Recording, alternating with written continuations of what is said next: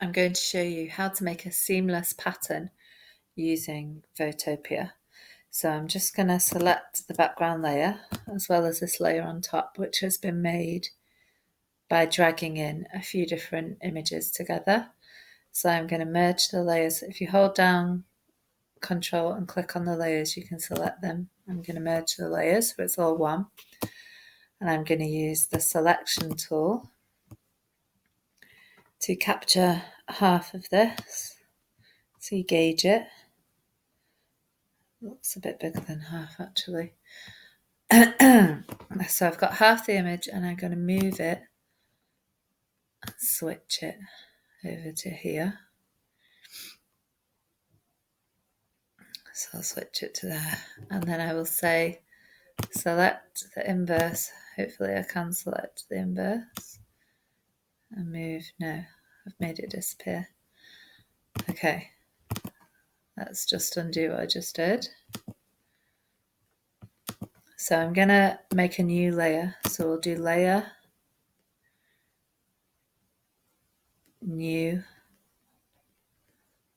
layer via copy. So I have got this section of the image over the top. So if I go back to the background image and I do select, hold on, we'll go on to this one. We'll hide this one and I will select all. No. I'm going to see if I can select this side of it. Yes, brilliant. So I have selected that side of it. Now I'm going to bring back the background and hide that. So now I am going to select the inverse and delete that section. Okay, so I've got the separate sections of the image on two different layers. So now I'm going to switch these layers around. So on layer 1, I'm going to get my selection, move it over to this side. On the background layer, I'm going to deselect because it will only move the background layer. And I'm going to pull that over to this side. Okay, so now I'm going to do the same, but I'm going to split it in half the other way. So hold on, I think I've not done that up, so I'm just going to nudge that over so I don't get the line. So I use the cursor keys to move it over. Okay, so now I need to split the other way. I'm actually going to merge these layers first. So merge layers. Now I'm going to select this way and try and gauge halfway. So I'm going to go for that as being halfway. So again, layer, new layer via copy. And then we hide this layer. We'll go to this layer, get the magic wand, choose the bottom half, go back on this layer, hide that layer. Yes, and we'll choose this layer. And then we are going to select the inverse and delete that away. And then we can bring this layer back. Brilliant. Now we'll just do a deselect and the move tool. So I am on the bottom layer. I'm going to switch this to the top. And I am going to switch that to the bottom. Okay, now I need to make sure that they fill the space. They're not quite filling the space, so I'm just going to move that up to the top and then bring this up a little bit. Okay, so now I can bring in a few more objects into the middle space. So I've got, really I should have made the clocks go off the edge, but, go to File, Open.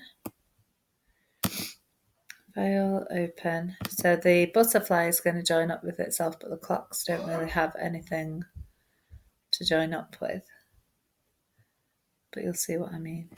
So I'm going to look for, I've got a picture of a green bottle that I'll just find. and select and drag into this space. Okay, so I'll just find it in my recent images, though it's not that recent since I last looked at it.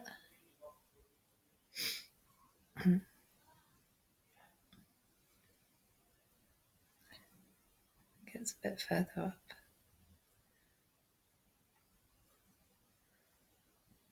Okay, it's here. Oh, could get the skull as well. So we'll hold down Control, click on them and open them up.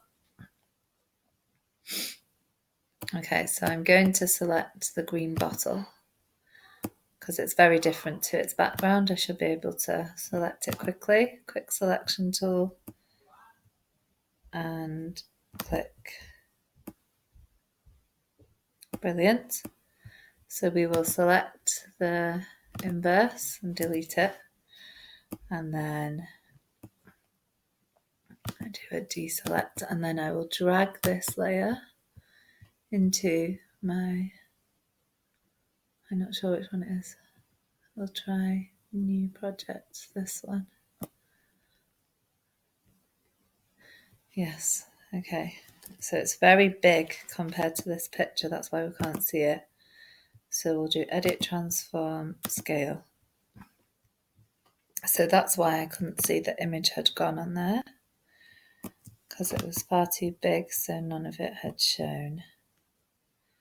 So if I just shrink this now, so I'm holding down the shift key, and if I do Control plus, I can see it all bigger. Control minus if I've gone too big. Say yes to the transformation, and then I'll do edit, transform, rotate clockwise. Okay, so I'm going to fill that in that space, and I'll just put it here. So now I'm going to define this as a pattern. So you'll see what happens. It creates a seamless pattern where this will join with this. Really, if I'd been able to split it so that this was half off there and half on there, it would look better. But you can see the little foot of the clock is going to join up with that. So we'll do edit, define new pattern. It's been added. So let's go into our other project. And we'll hide this layer so you can see what's happening.